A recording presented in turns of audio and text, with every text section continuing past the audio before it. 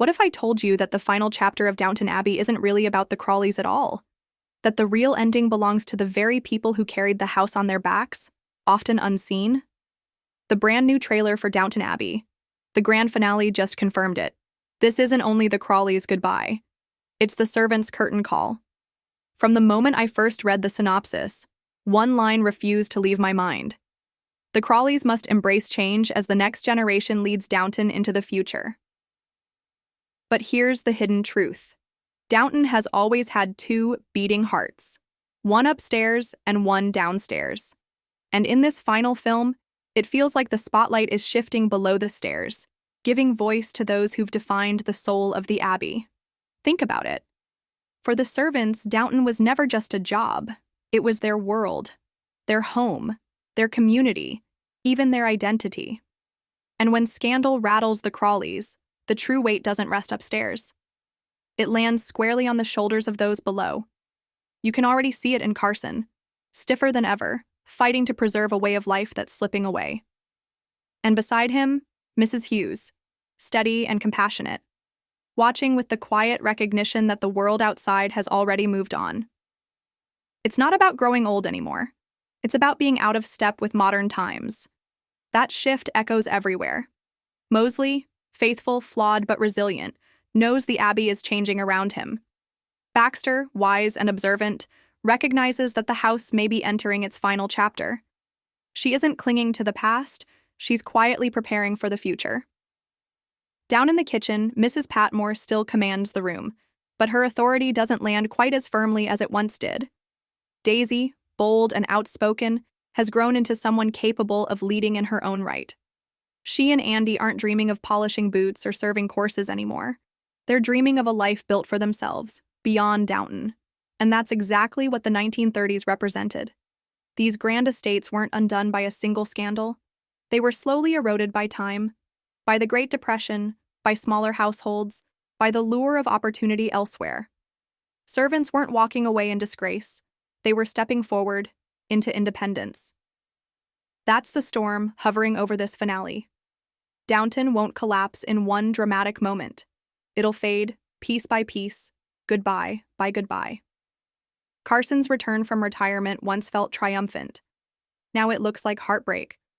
His life has been defined by tradition, but he can no longer stop it from slipping through his hands. And Mrs. Hughes? She'll be his anchor, reminding him that endings don't have to be tragic. They can be dignified. Then there's Anna and Bates, who've endured every trial imaginable. Now, for the first time, freedom and stability are within reach. The dream of a hotel, a life on their own terms. But Anna's loyalty to Lady Mary tugs at her heart. Will she let go? I believe Mary will release her, not in anger but in love, because sometimes true love means letting someone rise beyond you. And Thomas Barrow, what a journey. Once the schemer, then the outcast, then the man who dared to seek love openly. He left for freedom with Guy Dexter, but why return? Maybe it's duty. Maybe it's because for once, he's needed. Perhaps this is Barrow's redemption, not for who he was, but for who he's become. Mosley and Baxter stand as proof that second chances can bloom, even late in life. Their story feels destined to carry them beyond the Abbey, into something quieter, maybe richer, certainly more hopeful. Daisy and Andy embody the opposite, beginnings, not farewells. Their love, their ambition, their defiance of the old order, they are the next chapter. Even Mrs. Patmore, fiery and steadfast, must face change. Whether she hands the kitchen to Daisy or finally opens her own bakery, her farewell will be one of the most emotional. Because she never just cooked meals, she fed hearts, and she made Downton a home. So what truly hangs in the balance? For the Crawleys, it's scandal and reputation, but for the servants, it's survival. Do they cling to a house fading into history, or do they step boldly into the unknown? Carson fights for the past. Branson welcomes the future. And Mary, as always, is torn between the two. Every servant has been the backbone of this estate. Carson with devotion, Hughes with grace, Anna with loyalty, Bates with resilience, Barrow with transformation, Mosley with growth, Baxter with wisdom, Daisy with courage, Andy with hope, Patmore with heart. This finale isn't just about saying goodbye to service, it's about finally recognizing their worth, their dreams, their place in the story. Because Downton Abbey was never truly built on wealth or titles. It was built on sacrifice, loyalty, and love. The kind of love found in kitchens, corridors, and late-night confidences. And in the grand finale, I believe their stories, the servants' stories, will finally stand in the light.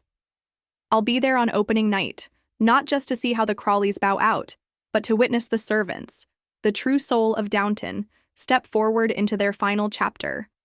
Tell me in the comments, whose farewell are you most eager to see? And don't forget to like and subscribe, because once the film arrives, we'll be back here unpacking every final glance, every goodbye, and every door that closes. For good.